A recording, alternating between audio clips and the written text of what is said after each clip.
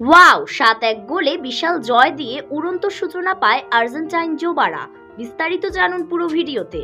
উজবেকিস্তানে চলছে FIFA futsal বিশ্বকাপ ২০২৪। ২৪ দলের এই আসরে দারুণ এক শুরু পেয়েছে আর্জেন্টিনা। গ্রুপ পর্বে নিজেদের প্রথম ম্যাচে পিছিয়ে পড়েও ইউক্রেনকে ৭-১ গোলে বিধ্বস্ত করেছে আলবিসেলেস্তেরা। রোববার রাতে উজবেকিস্তানের তাসখন্দের হুমো অ্যারেনায় ইউরোপিয়ান প্রতিপক্ষ ইউক্রেনের মুখোমুখি হয়েছিল আর্জেন্টিনা। প্যাট্রো সুতোরমার গোলে ১৮ মিনিটেই লিড পেয়ে যায় আর্জেন্টিনা। তবে সেখান থেকেই যেন ম্যাচে ফেরার প্রেরণা পায় আলবিসেলেস্তেরা।